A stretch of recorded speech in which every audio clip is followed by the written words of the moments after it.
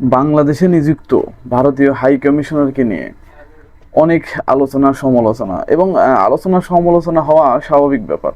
কারণ একজন রাজনীতিবিদ যখন একটি দেশের হাই কমিশনার হিসেবে আসবে, তখন তাকে নিয়ে আলোচনা সমালোচনা হবে। ভারতের ইতিহাসে মনে হয় এরকম আর ঘটেনি। আমি সেই দীনেশ ত্রিবেদীর কথা বলছি।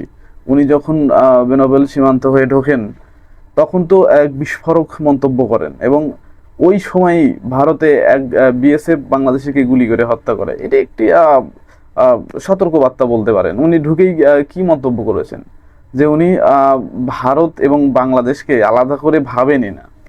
তো ভাববেন কিভাবে? এটা তারা দখল করবে, এটা তাদেরই একটা অংশ, তারা আলাদা করে কিভাবে ভাববে? দেখেন না, তারা তো প্লেনে করে এয়ারপোর্টে আসার কথা, তিনি সড়ক পথে আসলেন আর ঢুকেই বললেন যে তারা আলাদা করে ভাবেনি না, এটা তাদেরই একটা অংশ। হ্যাঁ, আমরা আমাদের 140 কোটি আর আপনাদের 20 কোটি, আমরা এক হয়ে যাব। শুধু তাই না, ভারতীয় যে ক্রিকেট টিম, সেই টিমের সাথে যদি ইন্ডিয়ার এক এক করা যায়, তাহলে আরো শক্তিশালী হবে। হ্যাঁ, তো কেন রে ভাই, দুইটা তো আলাদা রাষ্ট্র, সেটা এক কিভাবে পাবে?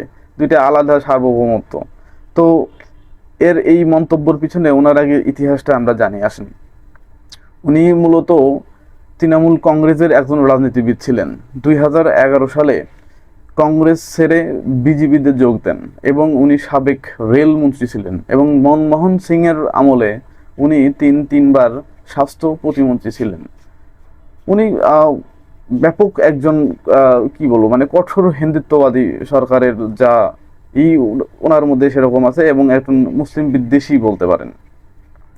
তে উনি এখন তো একজন রাজনীতিবিদকে যখন বাংলাদেশের হাই কমিশনার হিসেবে পাঠানো হয়, তো এর পিছনে তো আর অনেক কোনো কারণ থাকতে পারে। তো ওনার মন্তব্যকে ঘিরেই বলা যায়। তো এখানে একমাত্র জামায়াতে আমিরই শুধু এর বিরোধিতা করেছেন। উনি বলেছেন যে ওনার যে বক্তব্য, এই বক্তব্য স্পষ্ট করতে হবে উনি কি বলতে চেয়েছেন। এটা স্বাভাবিক ব্যাপার, এইরকম ধরনের কথা এখন হাই কমিশনার যদি বলে, তার থেকে তো জবাব চাওয়াই যায় নাকি? তো আসেন, তো উনি দেখেন, বাংলাদেশ তো তাদের একটা রাজ্য মনে করে, দখল করতে চায়, অনেক হুমকি ধামকি।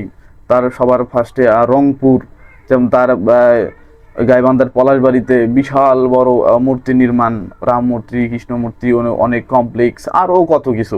এটা নিয়ে তো আপনি পিনাকি ভট্টাচার্যর ভিডিও অবশ্যই দেখছেন। এটা নিয়ে অনেক আলোচনা সমালোচনা, অনেক মিছিল, সরকারের কাছে এটার তদন্ত চাওয়া হয়েছে। এত কিছু যখন হয়, তখন কি করলো মন্দির কর্তৃপক্ষ, ওনারা একটা সাংবাদিক সম্মেলন করে এটা স্থগিত করলো। এটা কিন্তু আপাতত স্থগিত, একবারে স্থগিত না।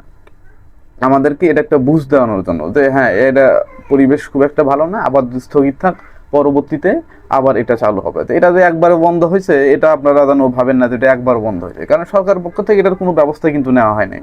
ও আচ্ছা, ঠিক আছে। তাহলে এই দীনেশ ত্রিবেদীকে যখন বাংলাদেশে হাই কমিশন হিসেবে পাঠানো হলো, এর আগে কিন্তু আওয়ামী লীগ সরকার ছিল, এটা তাদেরই একটা সরকার। এখানে বাংলাদেশে তারা যা করতে চাইছে তারা সবই করতে পারছে। এখন কিন্তু সেটা পারে না। হ্যাঁ, এখনো তাদের অনুসারী আছে, কিন্তু পুরো কিন্তু না। হ্যাঁ, একটা ফ্যামিলিতে ধরেন 10 জন মানুষ আছে, 5 জন তার অনুসারী, 5 জন তার অনুসারী না, তাহলে তো তার মন মতো সবকিছু হবে না। তো এই জন্যই তারা দেখেন বর্ডারে পুশিনের মতো ঘটনা ঘটাচ্ছে। বাংলাদেশ অনেকবার চিঠি দিয়েছে, তার কোনো উত্তরই পায় নাই, কারণ পাবে না তো। এরা তো তারা ইচ্ছা করে তারা করতেছে, কোনো উত্তর দেয় নাই। কারণ বাংলাদেশকে সবসময় মানে পায়ে পাড়া দিয়ে যুদ্ধ বাঁধানোর যা একটা পরিকল্পনা, সেই বাস্তবায়ন করারই লক্ষ্য আর কি তাদের। আর সেই হিসেবে এই বাংলাদেশে দীনেশ ত্রিবেদীর মতো একটা লোককে হাই কমিশনার হিসেবে পাঠানো হয়।